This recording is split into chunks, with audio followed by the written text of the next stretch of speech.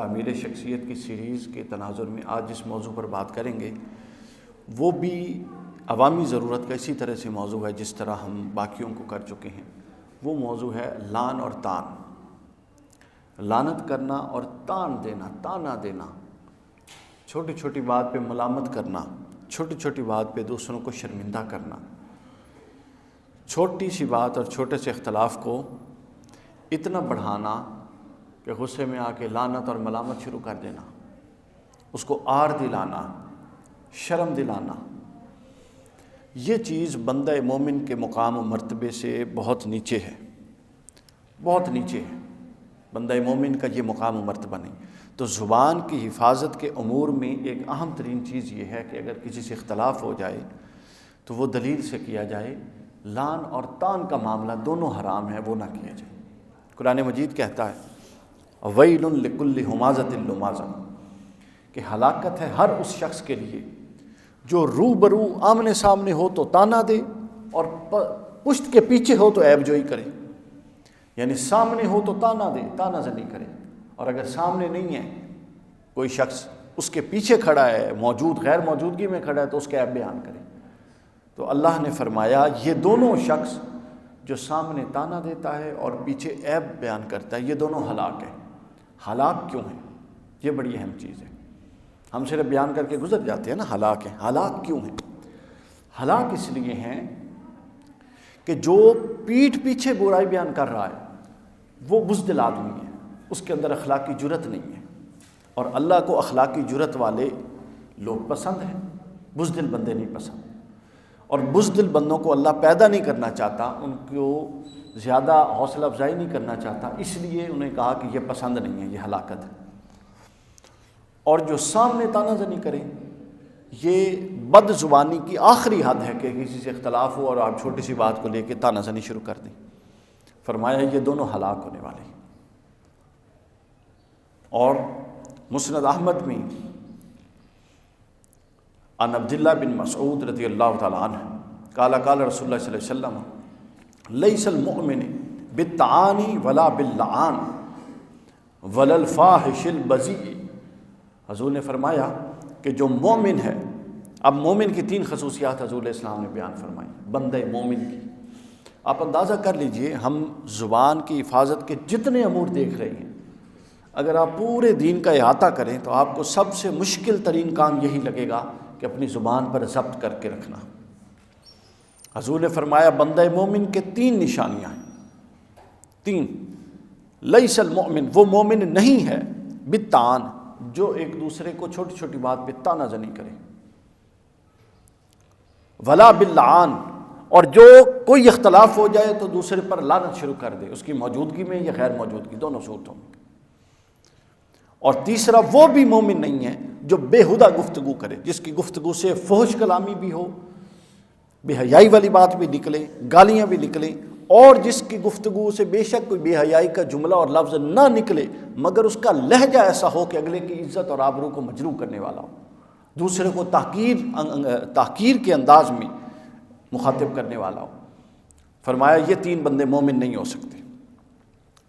غور کرنے کی ضرورت ہے شخصیت سازی کس انداز سے اللہ کے رسول کرنا چاہتے ہیں اور اللہ کرنا چاہتا ہے، یہ غور کرنے کی ضرورت ہے۔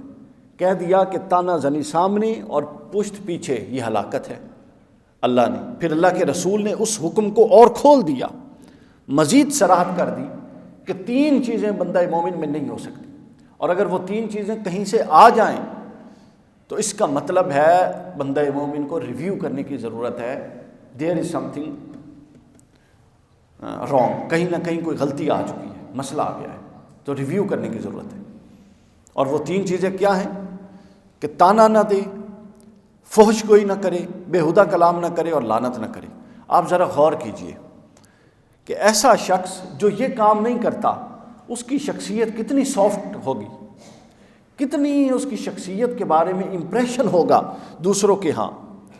یعنی اسلام بنیادی طور پہ اس لیے آیا ہے کہ انسان کو اپنے معاشرے کے لیے سب سے پہلے تو نفع بخش بنائے۔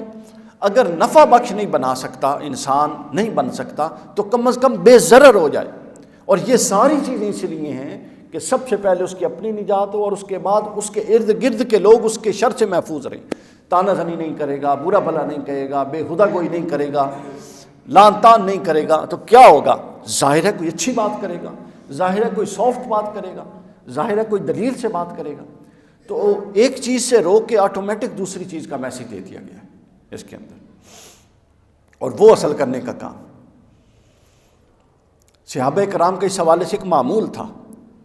یعنی اگلے دن میں کتاب میں پڑھ رہا تھا کہ اگر صحابہ میں سے کوئی 2-4 صحابی اس دور میں اٹھ کے کھڑے ہو جائیں اور وہ دیکھیں کہ جس دین کو ہم دین سمجھ رہے ہیں، وہ حیران ہوں کہ یہ تو دین رسول اللہ کے دور میں تھا ہی نہیں، یہ کون سا دین ہے جس کی یہ پرچارک ہے. اب میں ایک صحابی کی سلسلہ الصحیحہ حدیث پاک ان سلمہ بن الاقوع رضی اللہ عنہ قال کنا اذا رأینا رجلا. اب دیکھ لیجئے صحابہ کرام کے مزاج. وہ کہتے ہیں کہ اذا رأینا رجلا، ہم جب کوئی بندہ دیکھتے یلعن اخاہ، وہ کسی مسلمان پر لعنت کر رہا ہوتا، اس کی موجودگی میں یا غیر موجودگی میں، اختلاف میں یا بڑی سی بڑی لڑائی میں، کسی بھی صورت میں لعنت کر رہا ہوتا، ان قد آتا بابا من القبائر، تو ہم سمجھ لیتے کہ یہ کبیرہ گناہ کرنے والا اعلیٰ درجے کا گناہ گار آدمی ہے. یعنی صحابی کسی کے بارے میں بدگمان ہو سکتا ہے؟ نہیں ہو سکتا. لیکن وہ کہتے ہیں کہ جب ہم دیکھتے کوئی فحش گو ہے، بد زبانی کر رہا ہے، بد کلامی کر رہا ہے اور لعن طعن کر رہا ہے، فرماتے ہیں کہ ہم صحابہ میں اذا رأینا، جمع متکلم کا صیغہ ہے، یہ نہیں کہ میں یہ سمجھتا تھا، اذا رأینا ہم یہ سمجھا کرتے تھے جماعت صحابہ کے بارے میں، ہم یہ سمجھا کرتے تھے کہ جو لعن طعن کر رہا ہوتا تھا گفتگو میں، ہم سمجھ لیتے تھے کہ یہ کبیرہ گناہ کرنے والا کبائر میں پھنسا ہوا شخص ہے.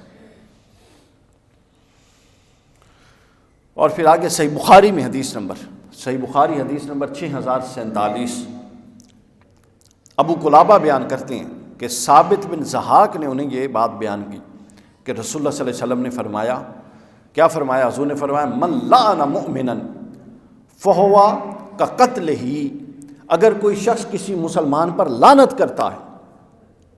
ہمارے ہاں مذاق میں یہ چیز بہت زیادہ ہو چکی ہے، چھوٹی چھوٹی بات پہ حضور نے فرمایا اگر کوئی لعنت کرتا ہے تو یہ اللہ کے ہاں اتنا بھارا عمل ہے کہ ایسے ہی ہے جیسے کسی کو قتل کر دیا جائے. ومن قذف مؤمنا، اور اگر کوئی کسی مسلمان پر الزام لگاتا ہے بے کفر کا، فہو کقتلہ، یہ بھی اسی طرح ہے کہ جیسے اس نے بندہ مومن کا قتل کر دیا.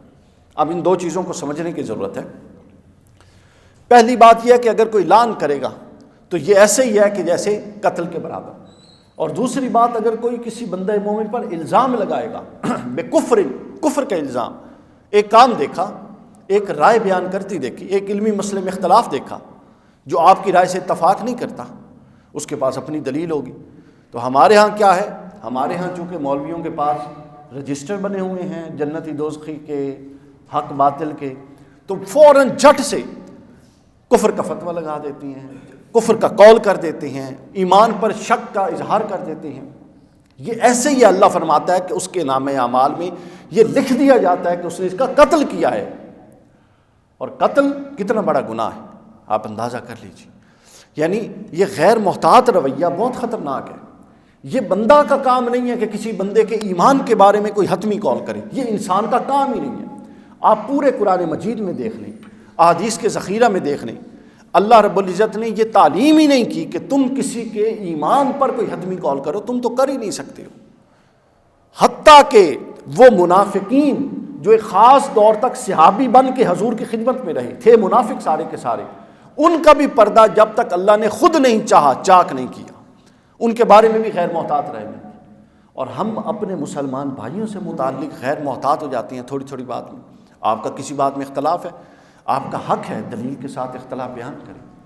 اگلے کا حق ہے کہ آپ کی دلیل پر غور و فکر کرے، آپ کے جو بنا استدلال اور استنباط ہے اس پر غور و فکر کرے.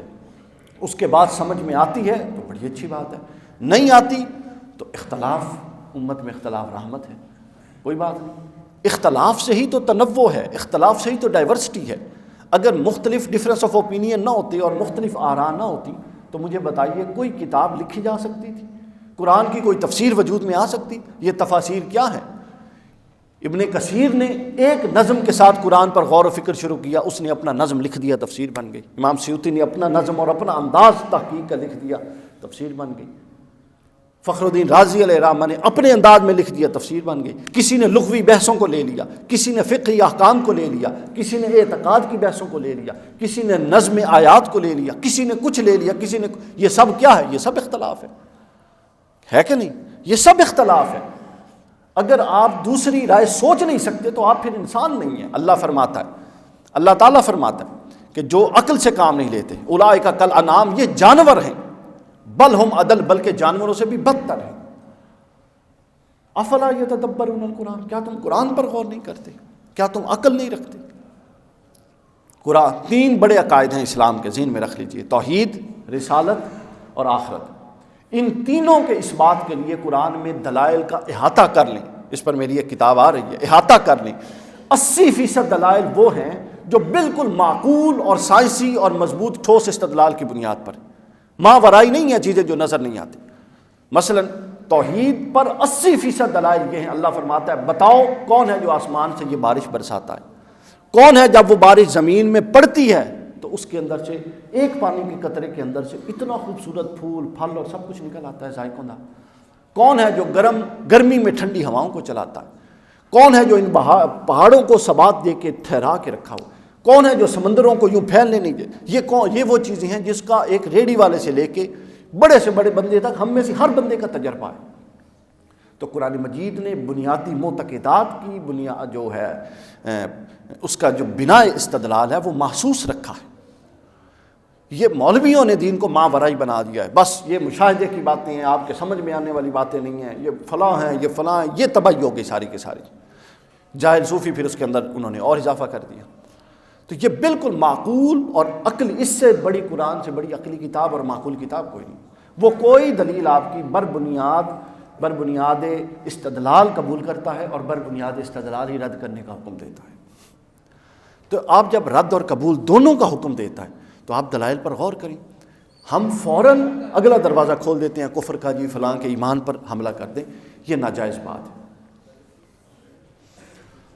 اور آگے پھر فرمایا، یہ سنن نبی داؤد کی حدیث نمبر 4907، حضرت ابو درداء رضی اللہ تعالیٰ عنہ بیان کرتے ہیں کہ حضور نے فرمایا جب بندہ مومن کسی پر لعنت کرتا ہے تو وہ اٹھ جاتی ہے آسمان کی طرف، اور آسمان جب وہ اٹھ جاتی ہے تو اللہ آسمان کے دروازے بند کر دیتا ہے۔ اللہ کی ناپسندیدگی کا عالم دیکھیے، ابن ماجہ سنن ابی داؤد کی حدیث۔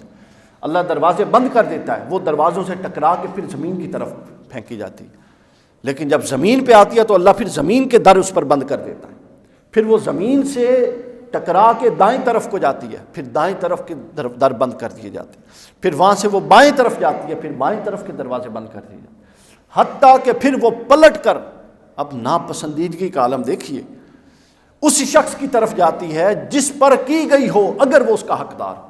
یعنی دیکھیے اللہ کے رسول نے فرمایا اگر وہ حقدار ہو تو 5ویں دفعہ اس کی طرف جاتی ہے، پہلے 4 دفعہ حقدار تو تھا نا جی، لیکن 4 دفعہ اللہ نے اس کی طرف نہیں پلٹایا جو حالانکہ لعنت کا حقدار تھا،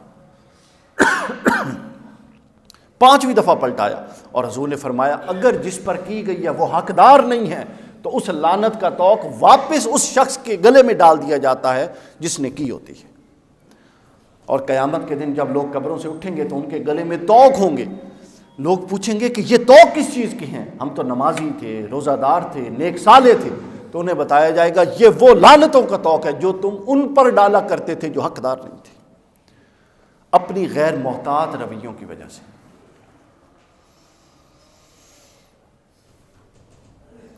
اسی طرح صحیح مسلم میں بھی ہے 6612، حضرت ابو درداء قال سمعت رسول اللہ یقول ان اللعانین لا یکونون شہداء ولا شفعاء یوم القیامہ، فرمایا کہ جو لعنت کرنے والے ہوں گے وہ قیامت کے دن اللہ کے نزدیک اتنے ہلکے ہوں گے کہ ان کی نہ اللہ کوئی گواہی قبول کرے گا اور نہ ان کو کسی کی شفاعت کا حق دیا جائے گا۔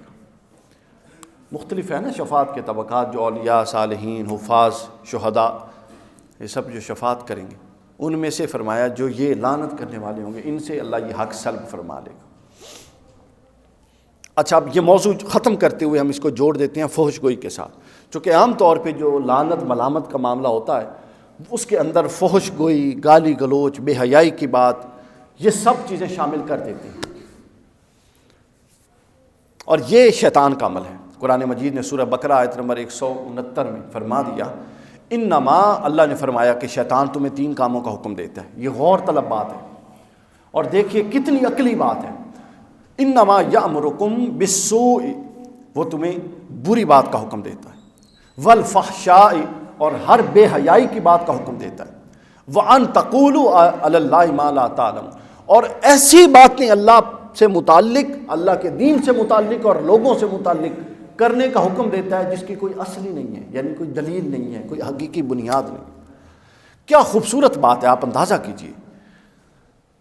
وَأَن تَقُولُوا عَلَى اللَّهِ مَا لَا تَعْلَمُونَ، ایسی باتیں شیطان کا یہ کام ہے، بے حیائی اور برائی تو ڈالتا ہی ہے نا۔ تیسرا کام اللہ نے کیا کہا کہ شیطان کا یہ کام ہے کہ وہ تم نے ایسی باتیں کہلواتا ہے جس کی کوئی بنیاد اور علمی ٹھوس استدلال اور اس کی بنیاد نہیں ہوتی۔ تقولوا علی اللہ ما لا تعلمون، جس کو تم جانتے ہی نہیں ہو کہ یہ ٹھیک ہے یہ غلط ہے۔ کیوں؟ چونکہ برائی اور بے حیائی یہ تو تمہاری شخصیت کو انڈیویجول حیثیت میں ڈیمیج کر رہی ہے، لیکن یہ جو وہ تم سے مغلظات اور بے مقصد فضولیات اور جس کی کوئی اساس ہی نہیں ہے علمی طور پہ، جو صحیح ہی نہیں ہے، جس کا آپ کو علم ہی نہیں ہے، جب آپ سے وہ باتیں کہلواتا ہے تو وہ باتیں ایسی ہیں جو پورے کے پورے معاشرے میں خلفشار کا باعث بنتی ہیں، جو پورے کے پورے معاشرے میں بد اعتقادی کا باعث بنتی ہیں۔ لوگ سنتے ہیں اور نسل در نسل عقیدہ در عقیدہ بنتا جا رہا ہے۔ جہالت اور یہ جاہلانہ عقائد پتہ کب بنتے ہیں؟ ذہن میں رکھ لیجئے، جہالت کی بے مقصد بات پہلی نسل کے لیے ایک اجنبی بات ہوتی ہے، دوسری نسل کے لیے وہ روایت بن جاتی ہے، اور تیسری نسل کے لیے وہ عقیدہ بن جاتی ہے۔ اگر آپ اس کو بر وقت کاؤنٹر نہیں کرتے دلیل کے ساتھ اور اس کو اتنی سپیس دیتے ہیں کہ وہ چلتی رہے، تو سمجھ لیجئے کہ وہ ایک عقیدے کے طور پہ سامنے آئے گی۔ آج ہزاروں باتیں، جس طرح اس لیے تو میں نے کہا کہ صحابہ کرام اگر اٹھائیں تو وہ حیران ہوں، یعنی جن مذہبی اور دینی امور پر ہم دست و گرے باں ہیں، یہ فروعی نوعیت کے امور ہیں جن کا اصل سے تعلق ہی کوئی نہیں۔ ہماری اصل تو یہ ہے، فقال له ربه اسلم فقال اسلمت لرب العالمین۔ ہماری اصل یہ ہے کہ ابراہیم سے پوچھا، اللہ نے کہا ابراہیم جھک جا، سلم یسلم، یہیں سے مسلمان ہے، جھک جا۔ ابراہیم علیہ السلام نے کہا اسلمت لرب، میں رب العالمین کے سامنے جھکتا ہوں، بس جھکنا ہے۔ جھکنے سے مراد ہے جو احکام اس نے بیان کیے ہیں، حکم دیا ہے، ان کے آگے سر تسلیم خم کرنا ہے۔ اسی طرح حضرت یہ صحیح مسلم میں حضرت ابو ہریرہ سے روایت، صحیح مسلم 6754 نمبر حدیث، اور یہ حدیث ذرا غور کیجئے، یہ میں کیوں زبان کی خرابیوں پر اتنے جمعے لگا رہا ہوں۔ حضور اسلام نے فرمایا قال واللسان زناح الکلام، اور بعض انسان کی باتیں ایسی ہوتی ہیں کہ وہ کلام ہی زبان کا زنا ہوتا ہے۔ صحیح مسلم ہے 6754، کہ وہ تو زبان سے کلام کر رہا ہوتا ہے لیکن اللہ کے ہاں وہ اتنا شدید کلام بن جاتا ہے، اتنا بدگمانی پر اور فحش گوئی پر مبنی کلام بن جاتا ہے کہ انسان بات کر رہا ہوتا ہے، اللہ کے ہاں زنا لکھا جا رہا ہوتا ہے۔ زنا الکلام حدیث صحیح مسلم کے لفظ، صحیح مسلم۔ اور اسی طرح ترمذی میں 2002 نمبر حدیث 2002، حضرت ابو درداء بیان کرتے ہیں کہ حضور نے فرمایا کہ قیامت کے دن مومن کے اچھے میزان میں قال ما شیء اسقل فی میزان المؤمن یوم القیامت من خلق الحسن، قیامت کے دن میزان میں سب سے بھاری چیز جو ہوگی وہ اچھا اخلاق ہوگا۔ وَإِنَّ اللَّهَ لَيُبْغِضُ الْفَاحِشَ الْمَبْذِئِ، اور جو سب سے زیادہ فحش گو ہے اور بری بات کرنے والا ہے، تو فرمایا ان اللہ یبغض، اللہ اس سے بغض رکھتا ہے۔ اللہ بغض رکھتا ہے، آپ اندازہ کر سکتے ہیں، بلا بندہ بغض رکھتا ہے تو ہم کیا حال سمجھ جاتے ہیں اور کیا پریشانی ہو جاتی ہے۔ حضور نے فرمایا جو فحش گو ہے، جو اپنی زبان پر ضبط نہیں رکھتا اور اس کو یہ اندازہ سینس نہیں ہے کہ کہاں کیا بات کرنی ہے اور کتنی کرنی ہے اور کس لہجے اور انداز میں کرنی ہے، فرمایا ان اللہ یبغض، اللہ اس سے بغض رکھتا ہے، اللہ اس کو ناپسند کرتا ہے اور اللہ اسے نفرت کرتا ہے۔ کیوں؟ کیونکہ وہ زبان کا استعمال نہیں جانتا۔ اور مسند احمد میں بھی اسی طرح سے حدیث، عبداللہ بن عمر سے حدیث ہے، عبداللہ بن عمر بن العاص سے، سمعت رسول اللہ صلی اللہ علیہ وسلم وَإِيَّاكُمْ وَإِيَّاكُمْ وَالْفُحْشَ، اپنے آپ کو فحش یعنی بے حیائی کی چیزوں سے بچاؤ، فَإِنَّ اللَّهَ لَا يُحِبُّ الْفُحْشَ، اللہ اس سے محبت نہیں کرتا جو فحش گوئی کرتا ہے، فحش کلامی کرتا ہے۔ آپ اندازہ کر لیجئے۔ آخری آج کی گفتگو کی آخری بات ہم کر کے اس کو کلوز کر دیتے ہیں۔ پھر مسند احمد کی حدیث ہے، سیدنا عقبہ بن عامر رضی اللہ تعالیٰ عنہ بیان کرتے ہیں، پرانے دوروں میں نسب کے بھی تانے دیے جاتے تھے، کسی کے نسب میں کوئی عیب ہوتا تھا تو حضور علیہ السلام نے فرمایا خبردار، تمہارے یہ نسب نامے کسی کے لیے عیب اور تانا نہیں ہے، مت دیا کرو، تم سب آدم کی اولاد ہو، لہٰذا ایک دوسرے کے قریب رہا کرو۔ اس کے بعد حضور نے ایک سٹینڈرڈ معیار دے دی، فرمایا لیس لأحد علی احد فضلا الا بالدین، تم میں سے کسی کو کسی پر کوئی فضیلت حاصل نہیں ہے الا بالدین او عمل صالح، اگر ہے تو دین کے علم اور رسوخ کی بنیاد پر ہے یا عمل صالح کی بنیاد پر ہے، اس کے علاوہ کوئی فضیلت کا معیار نہیں ہے، باقی سب جھوٹ ہے، باقی سب فضول ہے، بتان وہم و گما، وہ آپ کے دل و دماغ کے بت ہیں جو آپ نے اپنے آپ کو افضل بنا کے رکھا ہوا ہے۔ اقبال نے اس کو کہا تھا کہ بتان وہم و گما لا الہ الا اللہ، کوئی افضلیت کا معیار نہیں۔ اور آگے فرمایا حسب الرجل ان یکون فاحشا، اور آدمی کے برا ہونے کے لیے اللہ کے نزدیک یہ سب سے یعنی برا ہونے کے لیے، برا ترین ہونے کے لیے فرماتے ہیں کافی ہے فاحشن، وہ بدگمانی کرنے والا ہو، بذین بد کلامی کرنے والا ہو، بخیلن بخیل ہو، جبانن اور بزدل ہو۔ آپ اندازہ کیجیے اللہ کو انکمپیٹنٹ لوگ نہیں پسند، غیر یعنی وہ لوگ جو اچھا کام نہیں کرنا جانتے وہ نہیں پسند، ایسے نیک نہیں درکار جن کو آتا ہی کچھ نہ ہو، ایسے نیک نہیں درکار جو اعلیٰ اخلاقی صفات سے ہی آ رہی ہوں۔ کمپیٹنٹ لوگ پسند ہیں جو بے شک ایک مطلب سوئی کے برابر کوئی کام کرتے ہوں لیکن ایسا کرتے ہوں کہ پھر ان جیسا کر کوئی نہ سکتا، اچھے کمپیٹنٹ لوگ پسند ہیں۔ تو فرمایا آدمی کے برا ہونے کے لیے یہ کافی ہے، اور یہ جو ہے نا بدگمانی یہ کسی بھی صورت میں جائز نہیں۔ قرآن مجید نے کہا سورہ الشعراء میں فرمایا قال اللہ تعالیٰ وَالشُّعَرَاءُ يَتَّبِعُهُمُ الْغَاوُونَ، ایسے شاعر بھی ہوتے ہیں جو اپنے وادیوں میں، خیالات کی وادیوں میں گم رہتے ہیں اور عجیب و غریب بے وقوفانہ حرکتیں کرتے ہیں۔ أَلَمْ تَرَ أَنَّهُمْ فِي كُلِّ وَادٍ يَحِيمُونَ وَأَنَّهُمْ يَقُولُونَ مَا لَا يَفْعَلُونَ، اور وہ اپنی شعر میں وہ کچھ کہہ رہے ہوتے ہیں انہیں خود ہی نہیں پتہ ہوتا کیا کہہ رہے ہیں۔